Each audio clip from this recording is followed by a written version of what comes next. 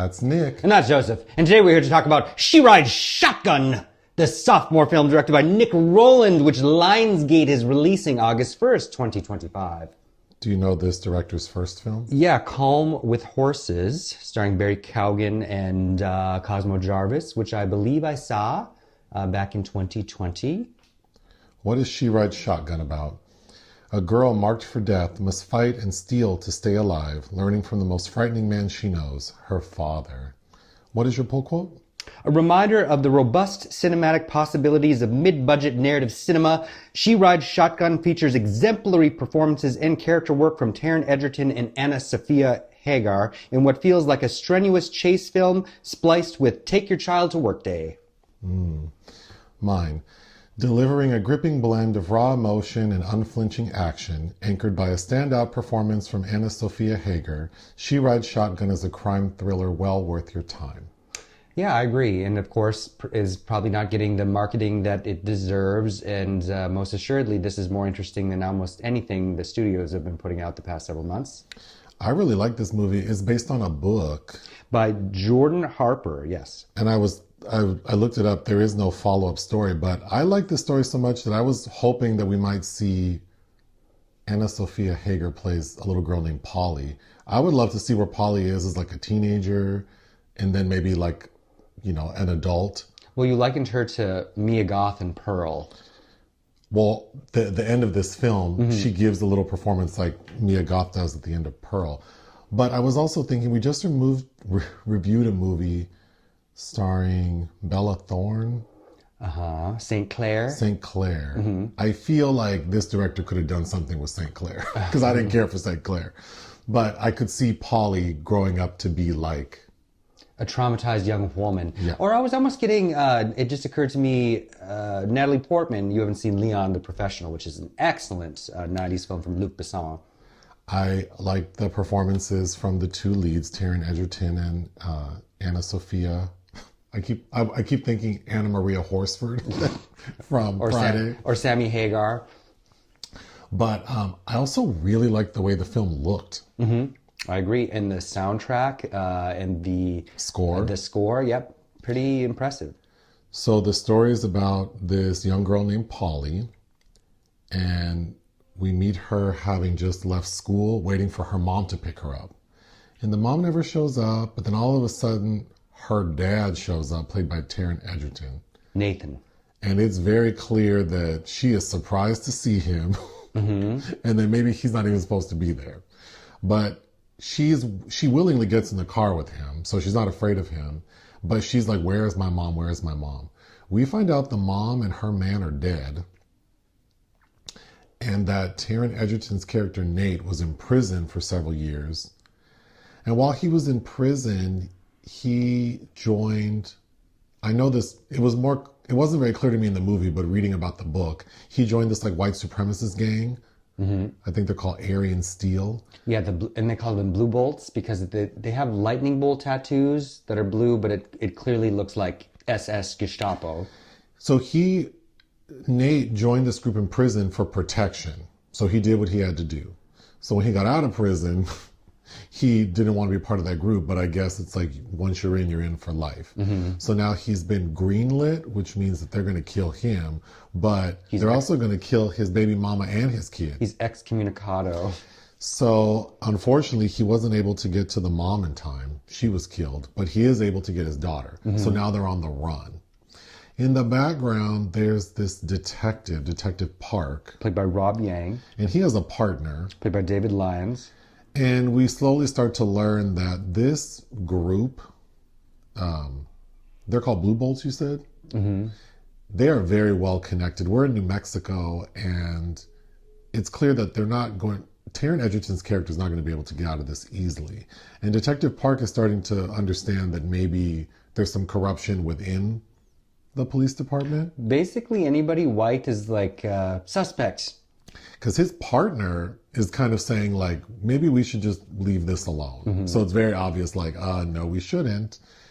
But Detective Park is able to catch up to Nate and Polly and basically says, I know you didn't kill. Because on the news, everyone thinks that Nate killed Polly's mom and her man.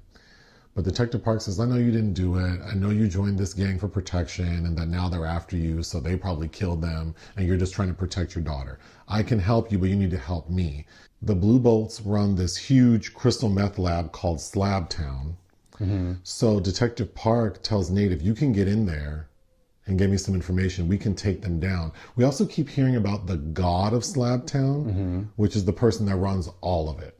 And it's Sheriff Hauser, played by John Carroll Lynch, who you should recognize from Fargo and many other films. So, of course, the film ends with a big showdown.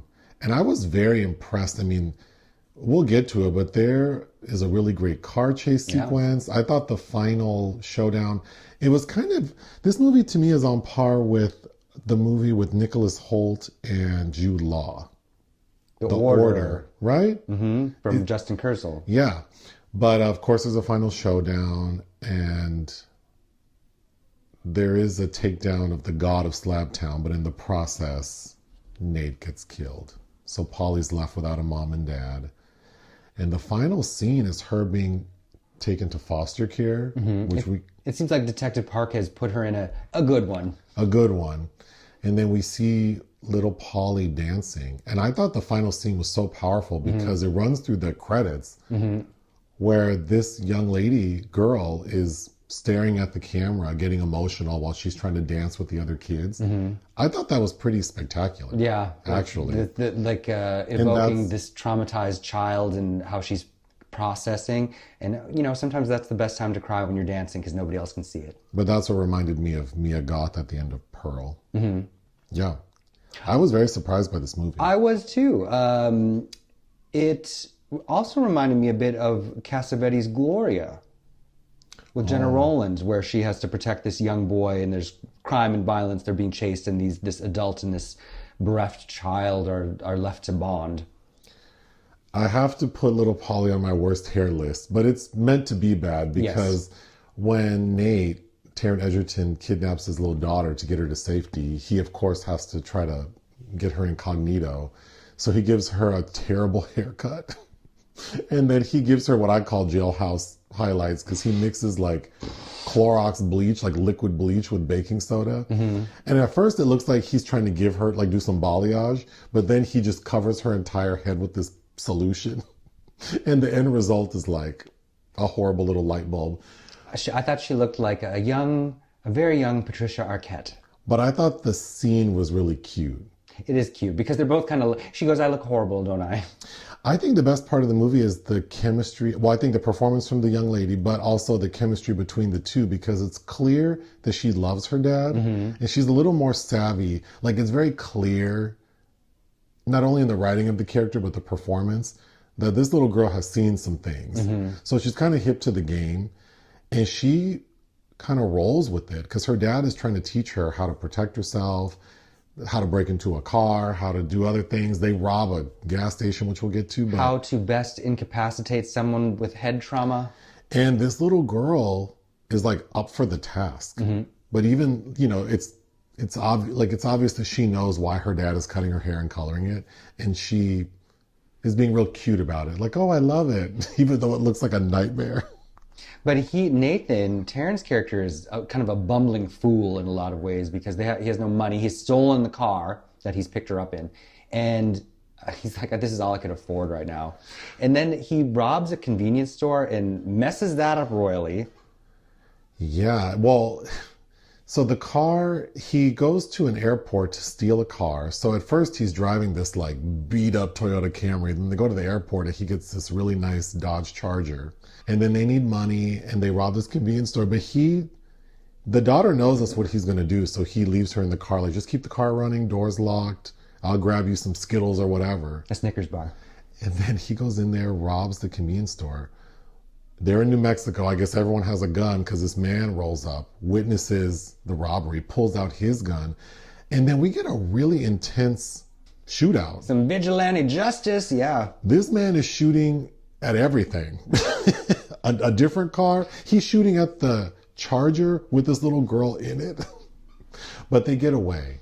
But that's when we get a really well done chase sequence with a police officer. And at first I'm like, oh, he's never going to get away because they're obviously going to call for backup and they're going to have, but then when you realize that the cops are in cahoots, then it made sense to me that that's probably why they didn't call for like helicopters and backup, because they don't want to draw attention to this man they're about to kill. They have to keep a lid on it, yeah. The song that's playing during that scene is also, I think, fits it perfectly. It's a very well done chase film. Well, or scene. Shout out the person who did the score is called Blank Mass. Yes.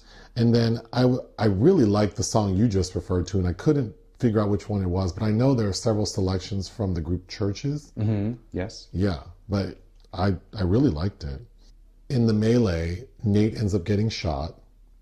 Yes. So they are able to outrun the police car chasing them. They find a safe place. He and his daughter have a moment. They're in this like truck depot or something? It's a truck depot, but there's like a church in the truck depot, like a trailer outfitted for that. And there's a very odd painting of Jesus and a semi. Yes. But the two share a moment, and Polly helps mend her dad's wound a little bit. And she takes the bloody clothes and throws them in the dumpster outside, when all of a sudden we see a police officer. And this is when we know for sure, oh, the police are involved. Because this police officer shoots at Polly. He straight up is shooting at this little girl. Like he's trying to kill her. But of course, the dad comes out and they both, it's actually Polly who pulls the trigger to kill the cop. That was pretty intense. Yeah. I mean, this kid is going to need to process all of this trauma eventually. This is why I think that, like, it'd be so fun to see Polly older. And how she turned out, because this poor girl has seen too many things. It was reminding me, because we just watched Kill Bill Volume 2, what that little girl would turn out like, the child of the bride and Bill. But before they even get to all of this, when Taron first gets his daughter, he goes to an ex-girlfriend's house for help. Played by Odessa A'zion, Charlotte, who we know from Hellraiser and that terrible video game film Until Dawn. And initially it's like, oh, they used to, like they might still have something going on. And it seems like maybe she'll help. But she's scared because the word is out that he's been greenlit. So she calls to tell on him, and some man shows up. And they have an interesting backstory too, because she used to date his brother. Is that right? But yeah, it's real messy. And this man shows up, and that's when you first see Taron without his shirt on. So he kind of got ripped for the role, I guess, and he has tattoos everywhere. But one of which is like a safety pin on his eye. I don't know what that means. And there's a date under his eye as well. The other eye, yeah. I will say about Miss Odessa's hair, the curls seems more under control. In this movie? She looked nice. She did. So the god of Slab Town. We first meet him, the sheriff, and we see that he's captured some Mexican cartel person. Yeah, a mule. And he's threatening him, but he also wants the drugs, the heroin this man has swallowed. So we get a really gruesome scene where they gut that man. Oh, they disembowel him, yes. It's pretty violent. But that's why he's strung up that way, and there's a big iron metal bucket under him. That's true. I really like Detective Park. He was cool. He has a good line too, because he's trying to offer Nathan the only out available to him, and he's like, it's mutually beneficial, right? Like, I know I'm exploiting you, but the outcome is also, it behooves you to take this deal because the outcome is the only thing that is going to work for you. Because he basically tells him, like, I already have your stuff for like witness protection. So if you do this for me and you can get out alive, then you're good to go. But he has a good line in there about, I know you're just staying alive is an act of moral compromise. Ain't that the truth? Oh gosh.